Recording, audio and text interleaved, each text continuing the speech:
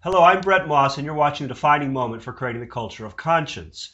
Joining me today are two women who, according to their ethnic backgrounds, represent each side in the current conflict between Jews and Palestinians in the Middle East. In fact, both women were born in the same town of Haifa. However, as you're about to see, they see one another as sisters, not as enemies. Kabbani is the founder and president of One World, an organization dedicated to promoting global harmony. Mrs. Kabbani was among the millions of Palestinian refugees who were forced to flee their birthplace during the 1948 Arab-Israeli War. Since the 1970s, Nahid has been active in championing sometimes controversial causes in the public arena. Nahid also has experience as a talk show host, a columnist, and she's an author. She has a college degree in journalism from Kuwait University. She's married, has 4 children and 12 grandchildren. Nahid Kabbani, welcome to The Defining Moment. Thank you. Very glad you're here today. Thank you for inviting me. You're welcome. Thompson is a school teacher who works with autistic children in the Los Angeles Unified School District. Dedicates a great deal of time and energy to promoting interfaith dialogue and cooperation. She's a mother of 3. Thompson, welcome to The Defining Moment. I'm very glad to have you here today. I'm happy to be here too. Thank you. Thanks for coming. Our topic today is turning an enemy into a close friend. I want to ask each of you to share a defining moment from your own life. Nahid, I'd like to begin with you. When I was sick, actually, we are talking about like 40 years ago, 35 years ago, when my kids were little. I was sick. I had a migraine headache, bad migraine headache, and I used to spend most of the time in bed, wrapping my head, having no light in the room. And I was young at that time. I was just have 3 kids actually, and my oldest son was like 6, 7 years, first grade, second grade at school, and I spent most of the time in bed with the medicine to sleep, just to ignore the pain. It was a lot of pain at that time, actually. And my oldest son was taking care of his sister and brother, and goes to school and come back, and he has the key for the door to go and, when he come from school, open the door by himself because I cannot walk. Then one day he had an exam, the end of the year test, and he was worried, going to school for that age also, it's not easy. When I saw him come to my room, kiss me before he goes to school and ask me to pray for him for that big day for him, I look at myself, why I am not ready for him to help him before he goes to school. I felt really bad about myself, especially at that age. He is so little to have this responsibilities. So all of a sudden, after he left, I cried and I made a decision. I will never ever stay in bed. Even I was really sick. I was really in bad need for that bed, but I couldn't help it to see my kid suffer that much for his mother's sickness. So the minute they come back, I was out of bed and prepared the lunch for them. They were shocked and surprised. From that point, I went to charity work just to reach out to talk to people, to forget my sickness. And that movement, with God's help, actually, God helped me to do that, or asked me to do that. The lighting come back to life, and I felt stronger than before to cover that pain and accept that pain. And little by little, it became less and less. Even it took 10 years, but it became, I create the ability, or I was the main resource to be healing from that, Beautiful from testimony. My son's feeling, actually. Yeah, thank you so much for sharing that. We appreciate that. Defining moment. Since I came to America, I was involved in interfaith work. And during the interfaith work, one of the ladies who participate. She's a Muslim Palestinian, and she introduced me also to her sister, who was a dentist. And for them, we became friends, and they invited me to their home, and they really treated me with a lot of hospitality and love. And during the time, she was, the sister was talking about God, and suddenly she turned and she kind of approached God, and she said, "I love you too." And I felt like she felt God's love for her, and she was responded, "I love you too."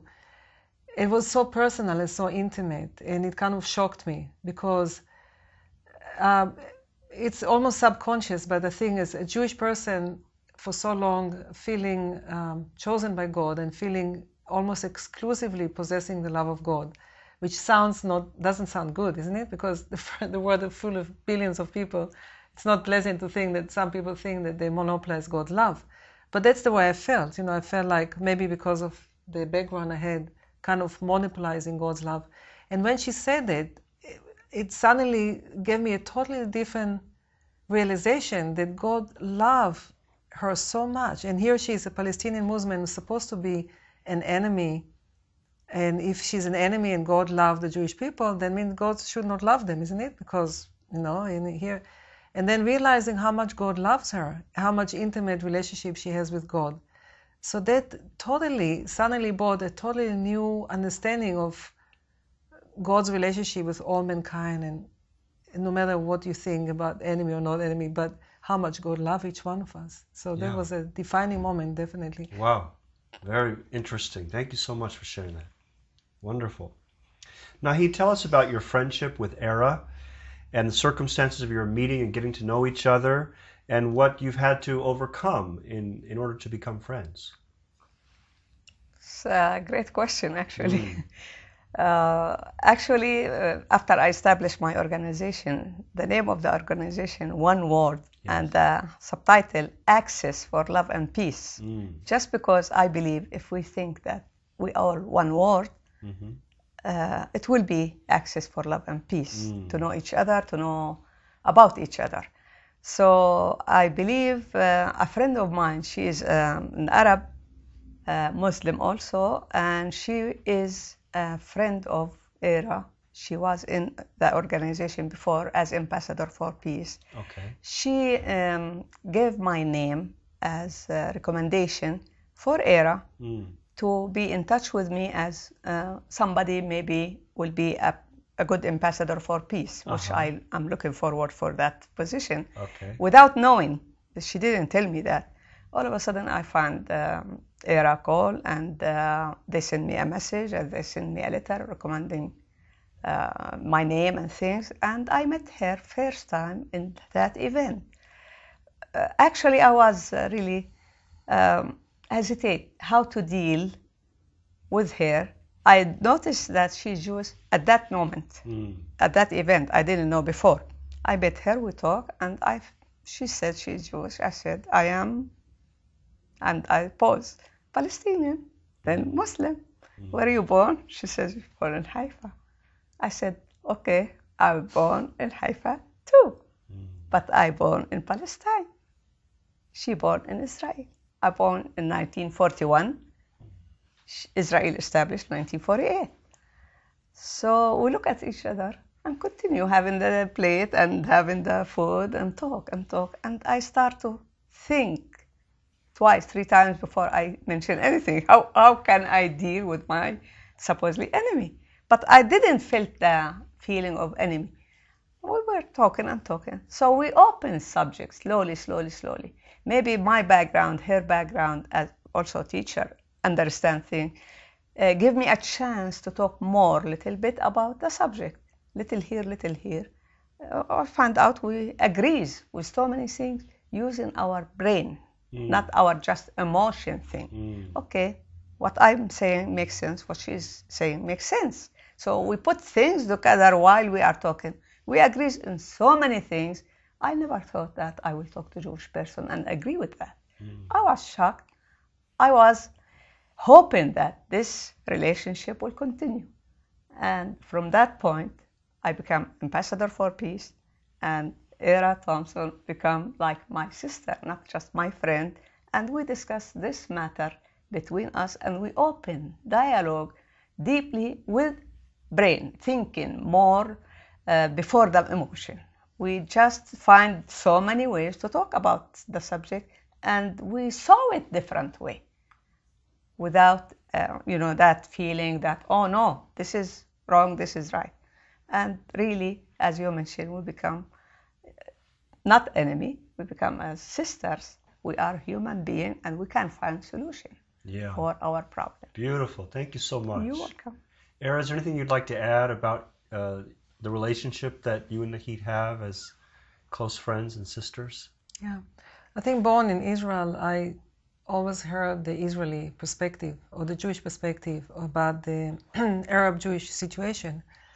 And I think after I met Nahid, and I had the really chance to really understand more the heart and how they really feel and their sorrow. I didn't understand the sorrow. All I thought, oh, they want to just cast us, annihilate us, just like the same. I didn't recognize that they have a sorrow, they have a legitimate sorrow, and they have all the right to think from their perspective because they were sitting in the land and they felt this is the homeland. I could really transcend my own narrow cultural perspective, historical perspective, and really recognize finally the legitimate heart that they have. I mean, the same day that Nahid said that was a day of celebration for Jewish people, Balfour Declaration, to recognize the existence of the State of Israel, was a day of sorrow for the Palestinian. I mean, how can be one event can be a joy to one and a sorrow to another? So it really helped me to understand that there's a different perspective, and I have to recognize all, and how we can, beyond that, we can still love each other as just two human beings who are loving, kind human beings. And every time I look at Nahid's face, I can see a loving, compassionate face that I, draw my heart to her. Excellent. Thank you so much. Nahid, what was the biggest obstacle you had to overcome in order to build a successful, lasting friendship with Era? Actually, maybe it was hard for me to forget what I learned all years in my life through my background and culture about Jews as enemy, and start talking to Jews. If I am in Middle East, I cannot do it. Being in America, and American is giving me a lot of chances, one of them to be in touch with other people, especially Era. But maybe the hardest part is not between me and Era. We overcome fast. We did really become close friends and close like sisters very fast, short time. But the problem is I keep most of the relationship or the discussion matters between me and her for myself. I cannot talk to my community about it because my community will not accept that. They think maybe I am changing. I am not really the same person they know just because I'm talking to Jews. That's the hardest part of it. I'm trying to address the issue in my shows also, and mention my relationship with Era, and we're born for everybody just because I'm happy. I'm satisfied with the situation and the result of that being friends. So this is the hardest part. Okay, very interesting. Thank you. You're welcome. Era, what is it about the nature of the historical grievances between Jews and Palestinians that is most difficult for the people of the region to overcome, in your opinion? I think one issue is a matter of trust, because the Jewish people historically had experienced a lot of persecution and threat to their very own existence in Europe. And one of the reasons they established a modern state of Israel is because they felt that the Jewish people needed a place where they can feel safe, they can practice their own religion and culture without being persecuted and be free people. and they wanted the land.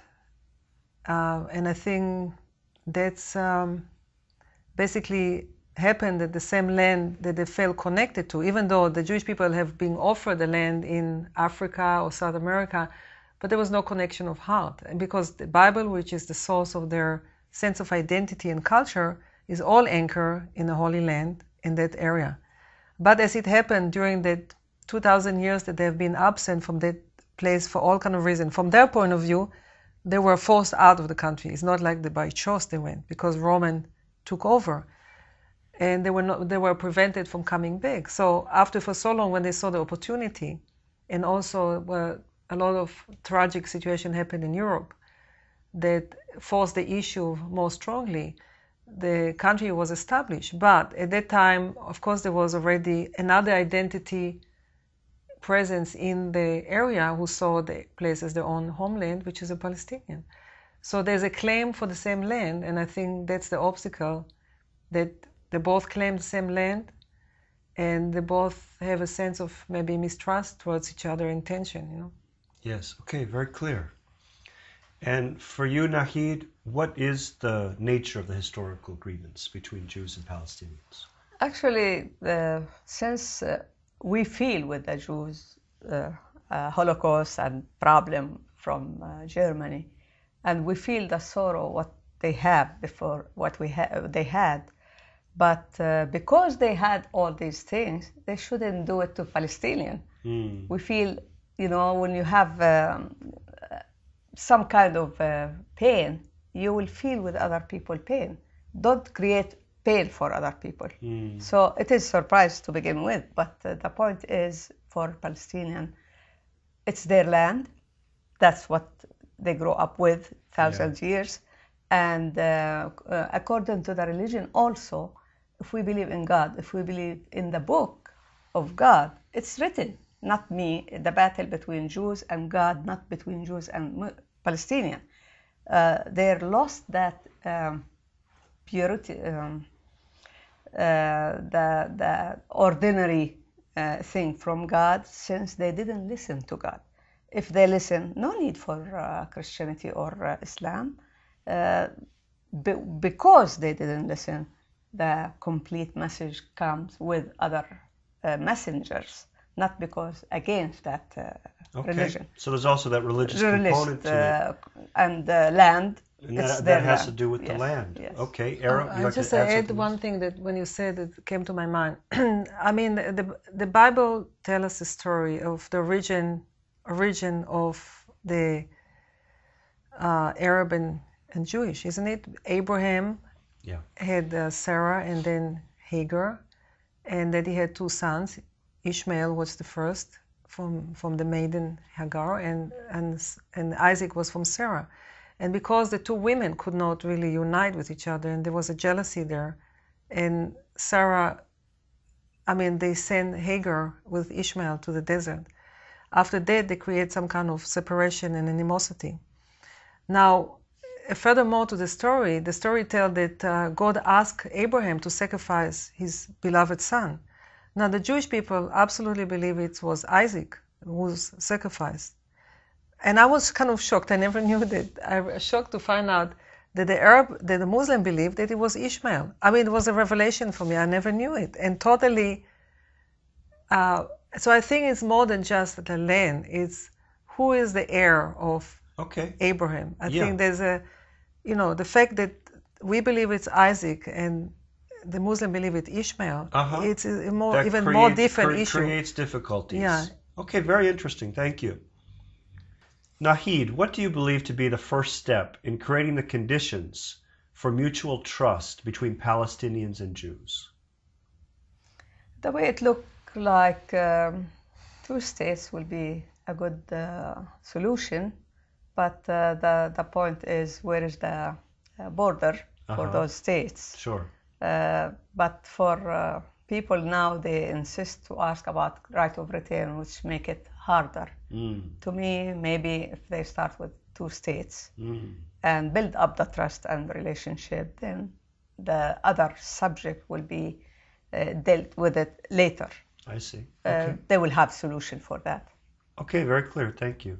Era, what do you believe to be the first step in creating the conditions for mutual trust between Jews and Palestinians? Well, I also believe that at the state we are today, I mean, talking ideally, what I believe, it may be a little bit different answer, but realistically, seeing the situation is that both first will exercise a dominion over a particular piece of land, which right now Israel is willing to, offer back, recognizing that it's necessary. Mm-hmm. If the Palestinians will show good governance, they show responsibility and goodwill and some kind of openness for the existence of the State of Israel and recognition of the Jewish plight too, I think that will create a climate of trust and understanding upon which they can build for the future. And maybe eventually, generation to come, we will have a different mentality and will be willing to see it as a holy land, and will be somehow we will merge together without really particularly, because our mentality will change. It's a matter of mentality. But I think as an initial state, we need first to show that we have you are able to take care of what we have. Yeah, okay, very clear. Thank you so much. What is the most important ingredient missing in order for Palestinians and Jews to find peace? The rights for people who live in that land. The rights, balance the rights equally, give right to people to live the right way, for education, for jobs, for good living, to have tomorrow, future. They live now with nothing, and the struggle. To respect basic human rights. Yes, that's the basically. If they live happily, if they have bread on the table for the family, they will not fight. Basic things they don't have. That's why the anger getting more and more built up with years. Yeah. So if we solve this problem and feed people, let them feed themselves, have jobs, and have that justice, will be okay. Okay, great, thanks. Era, anything you'd like to add to that? Well, I think that right now there's a lot of mingling of other elements that kind of try to prevent, like Nahid said, try to perpetuate the situation that provoke hostility, and because some people benefit from that, either money or whatever, and that really create more hardship to resolve the situation, because on the human level, I think we can resolve it. So I think that violence should cease from both sides. I don't think that we should retaliate in a violent way, and I think there should be more, on the contrary, a lot of service project for each other. I think if Jewish people will serve and love, I always thought the opportunity is really to serve and love the Arab people already within Israel. There's a lot of Arab people, and create relationship, a real genuine relationship. And I think that if the unity will occur within Israel between the Palestinian Arab and and Israeli Jewish, that will be a model of success and will dispel kind of the notion that we can't get along with each other. Because if we can get along in Israel, then they can say, you know what, here, they get along, it's possible. This, they are prospering, we are prospering together in love. There's a story in the Bible about Jacob and Esau, and that Jacob won the heart of Esau by love and service. He said to him, when I see your face, I see the face of God.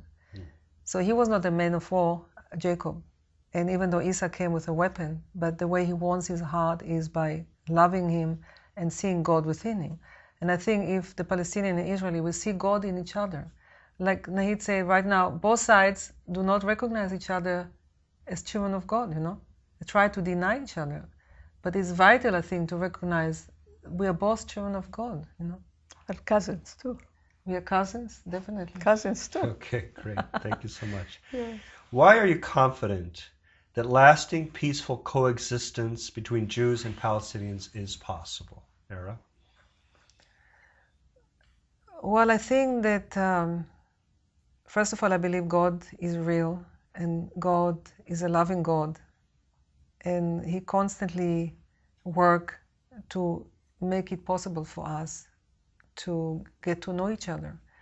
So I think that the model of relationship that Nahid and myself have established, that once you get to know each other, once you get to love each other, And then the trust come as well, and the willingness to live side by side together come too. So I believe that if the Palestinian and Israeli will have more and more chances to get to know each other, to visit each other, to live, and I think it's already being established. I mean, I know that in Israel there's a number of schools now called Yad B'Yad, Hand in Hand, that we visited when we went to Israel, and both there's Arab and Jewish children, and there's both Arab and Israeli teachers, and the principal too. And it became very popular, actually, a very good school. So there's a number of interfaith effort that I know that meant to bring the Muslim and Palestinian, and I know about a village I just visited also, where the principal of the school established connection with the school across the road of a Jewish settlement, a village, and they create friendships. And things like this can expand, you know. You have to start somewhere. Yes, you can multiply that. Yeah, so it shows you that on a human level, you know, and we enjoy each other's culture. I love Arab music. I love Arab food. I mean, all of us love Arab food, you know. And so, I mean, we love a lot of things about each other, isn't it? Yeah. It's our background together, Yeah. because the same area. Nahid, why are you confident that lasting peaceful coexistence between Jews and Palestinians is possible? The way I met Era, the way we talk with thinking, using our gift from God, a brain. Actually, we don't use it. In general, we give our brain a vacation, maybe. If we think and use our brain and judgment, we'll find solution. Jimmy Carter lately, he wrote a book also. Yes. He was witness so many things at that area, and he put his wisdom also in that book as eyewitness. Other people wrote books also. There is a lot of ways if we want to do that. If we think about peace, we'll find a way.